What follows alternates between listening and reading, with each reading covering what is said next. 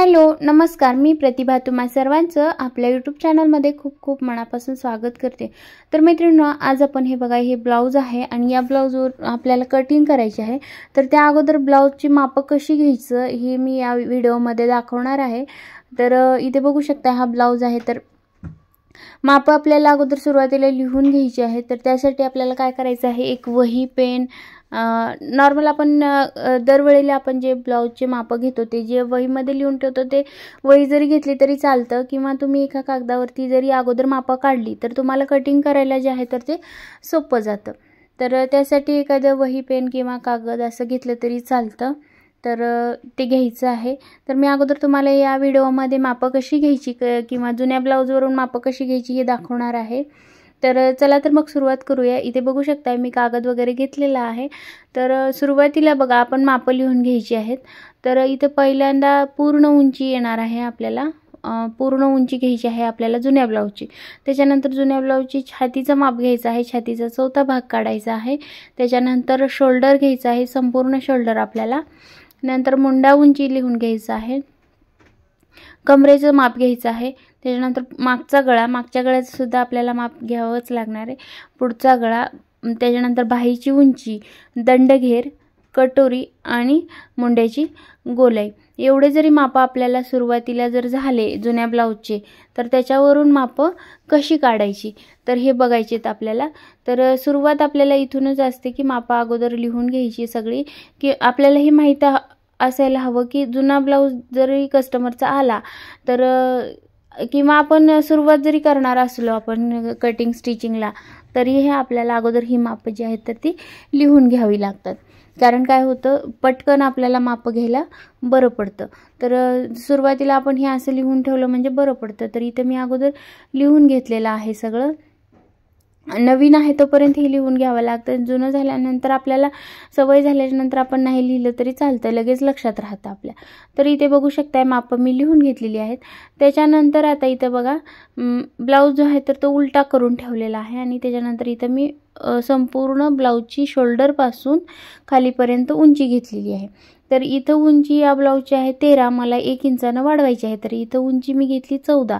तर 14ला 14 आपल्याला आपण जिथं पूर्ण उंची तिथं लिहून घेतलेलं आहे तर त्याच्यामध्ये आपण 14 इंच लिहायचं आहे। आणि आता गळासुद्धा आपल्याला 1 इंच वाढणार आहे, कारण आपण उंची वाढवलेली आहे त्यामुळे गळा 1 इंच वाढणार आहे।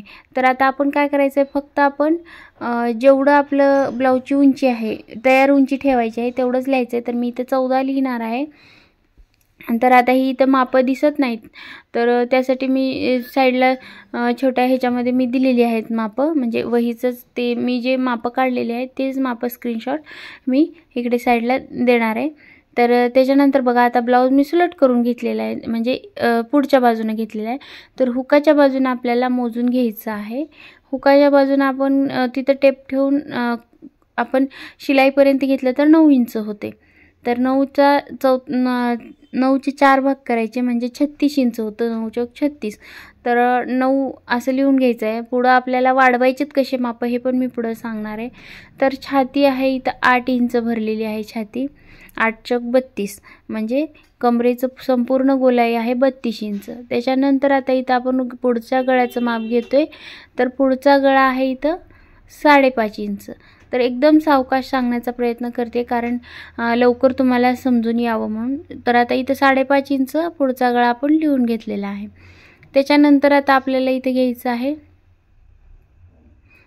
बघा, ही माप झालेली आहेत। शोल्डर जे आहे तर ते 5.5 इंच आपण नेहमी 36 इंच ब्लाउजला आपण 5.5 इंच शोल्डर ठेवतो आणि मुंडाची उंची जी आहे तर ती सुद्धा 5.5 इंच ठेवतो 36ला। तर हे बघा अशा प्रकारे जरी मोजून घेतलात तरी तुमच्या लक्षात येऊन जातं। तर मुंड्याची उंची जी आहे, मुंडा उंची, तर ते 5.5 इंच ठेवून घ्यायचं आहे 36 इंचाला। तर आता इथं मी 5.5 इंच लिहून घेतलेलं आहे। तर आता ह्याच्यानंतर आपल्याला माप घ्यायचं आहे ते बाहीचं।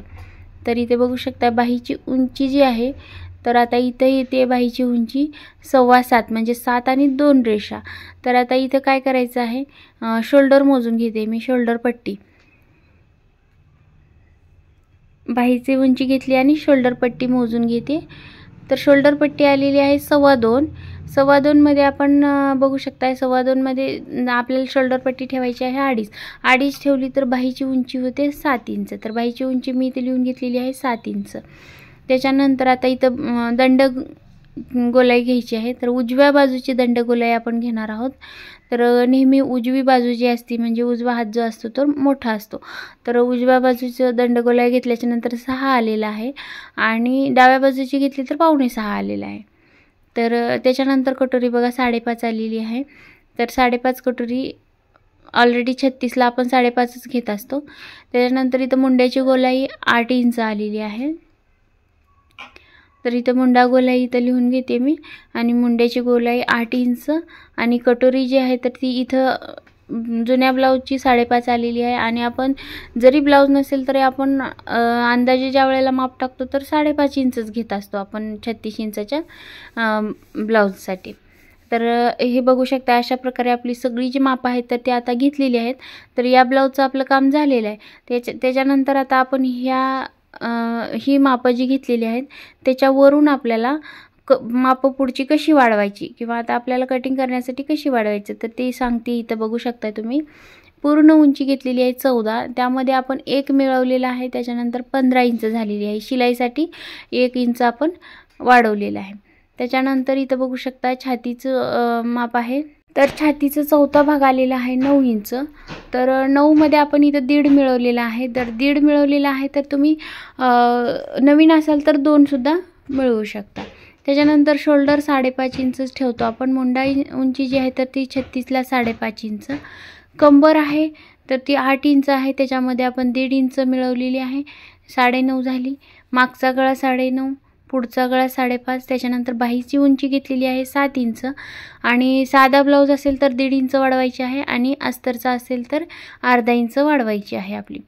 तर दंडघेर बघू शकता, दंडघेर 6 इंच आहे तर त्याच्यामध्ये 1.5 इंच वाढवलेला आहे। आता इथं बघू शकता छातीचं माप आपण 1.5 इंचाने वाढवलेलं आहे, त्यामुळे दंडघेर सुद्धा आपण 1.5 इंचाने वाढवायचं आहे। कटोरी 5.5 आणि मुंड्याची गोलाई 8 इंच, त्याच्यामध्ये कमी जास्त काहीही करायचं नाही।